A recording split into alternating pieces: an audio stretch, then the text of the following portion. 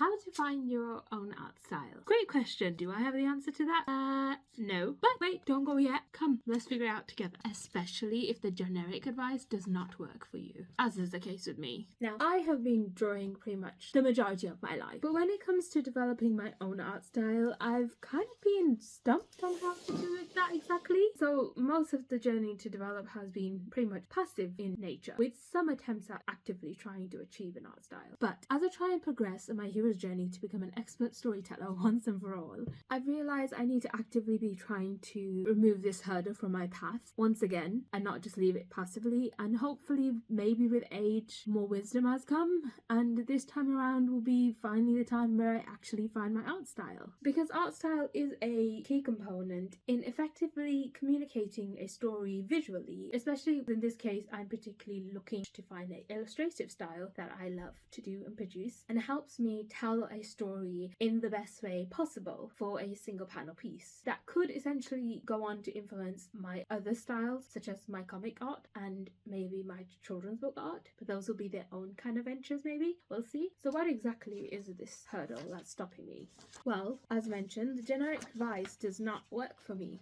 What is the generic advice, you ask, if you haven't heard it a million times already? Well, it is the advice to look at what you like to consume and take from it what you like about the art style. But there's one key factor that always stops me, and that is the decision-making factor.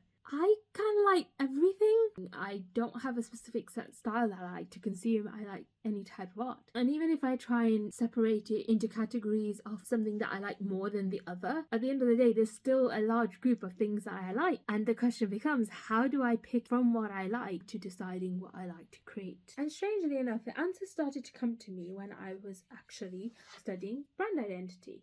You see, from my beginner knowledge, brands have this idea of coming up with their own brand aesthetic, which is in essence kind of like the brand's own art style, something which has been perfectly created to allow it to communicate a brand story, a story that contains specific values, philosophies, and promises that they wish to convey to the audience in order to build an emotional connection. These kind of elements aim to reflect the general audience's personal, social, political identities and their values, and so brands will try to align with them in order to market to this audience. This aesthetic directs and influences what decisions they make on both their visual and verbal communication. So it will influence how their logo is going to look or how their strapline might sound. For example, if one of their values is that they are a strong and stable brand, then you will see that reflected in their logo. Say they have more of a bold look and choose more bold typography. Each line, each colour and each word is specifically chosen to best represent the elements of the narrative which they wish to convey.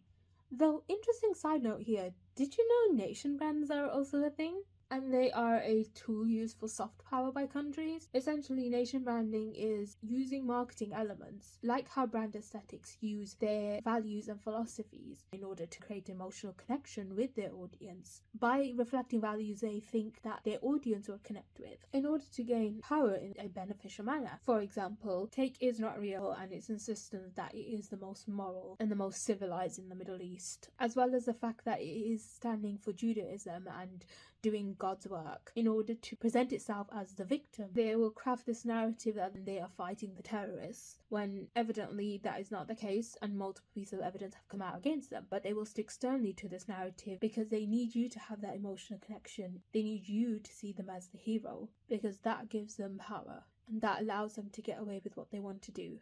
However, they did not anticipate that we have the ability to fight against their attempts of soft power with our own attempts by sharing on social media, by enforcing the true narrative of and not letting their story die out. It was never about October 7th. It was always about using any means necessary to convey the narrative that innocent civilians and taking their land and annihilating their cultures and their homes and flattening their schools and their hospitals and trying to destroy a people inside out, that it was all necessary when it wasn't. It's just them using what happened on October the 7th in order to get what they finally wanted, which is the destruction of They have never truly been the victims in this situation. They have been the perpetrators of violence, and when faced with the backlash of that violence, they try to hold on to this narrative that they spun. But we must keep pushing forward and keep conveying the truth, because if we become complacent again, they will just use that complacency to further reiterate themselves as this sort of just cause.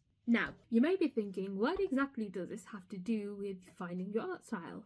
Well, it got me thinking, if brands base their choices upon their values and philosophies and identities that they're trying to represent and reflect in their work, what if I'm missing a step before finding the style? Perhaps it's a step that these people who give the generic advice that you should look for the things that you like and the things that you consume have already taken and just not realized that this was a step, and so it did not seem to occur to them. But in essence, what if the step that I'm missing, and maybe a lot of you are, is the step to accurately define our values and philosophies that are going into our stories, i.e. into our illustrations? What if my values and philosophies and ideas are not clear enough for me to make the decision of what best represents them in a visual representation? For example, for a more serious artwork, I might go with more sharper lines, more sharper edges, but whilst with a more carefree vibe in my artwork and the story that's being communicated, I would maybe use a line art that's not completely connected, something more loose and free-flowy, and not as regulated. Do you get the picture I'm painting? So it's got me thinking, what exactly am I trying to communicate in my artworks? Because whilst I have like an idea that there is a story in my head, I think I often create for the sake of creating more than anything else, purely because I just love creating. So the image and story that I have is very one-dimensional. Say I want to draw a dragon lounging with his hoard of books, or a hero fighting for justice. But that seems to be where I seem to stop with the development of the ideas.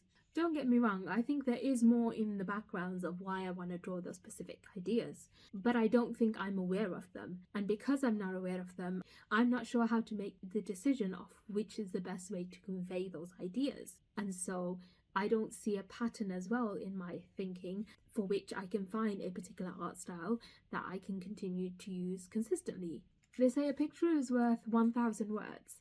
Yet I only seem to know 7 or so of the image I want to create, and that, I believe, is the root cause to the issue I'm having with finding my own art style. And actually, with researching a bit more, I've actually come across a term that best describes what I'm talking about, and that is the term artist voice. This term was brought to my attention by the artists Jake Dunn and Dimitri Milan Dunn. Essentially, what they speak of is how artist voice is something that works in conjunction with artist style, and the difference between artist voice and artist style is artist voice is in particular that narrative that drives your work, the purpose behind it, and you would find this stuff buried deep in your emotion, your self-development, your self-discovery process. In essence, kind of the story that you're meant to tell. And I think the best way I've kind of contextualized it is that artist voice is what you want to communicate, whilst artist style is how you communicate it. And this validated my thinking that, wait, there is a step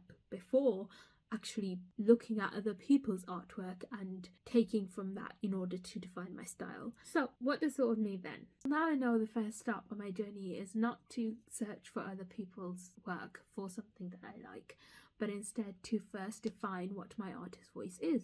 What are the themes, the ideas, the values and philosophies that are behind my work? And then go on to deciding which elements of the work that I like to consume, or even exploring new works, would best tell the story that I wish to tell. I will endeavour to attempt to do so in upcoming episodes. In order to track my progress though, you see the artwork that I've been creating in this video? Yeah, that will be my base ground to build off.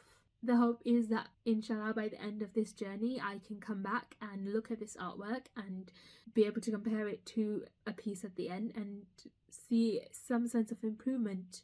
Make sure to check out the GoFundMe, which I have referenced in this video. Remember, every dollar counts. And comment down below if this was a helpful insight to you or not. And maybe if it sparked any thoughts on values and philosophies for you that you might be embedding within in your art without realising. Give me some ideas to build on. But anyway, thank you for watching, and I'll see you all later. Bye!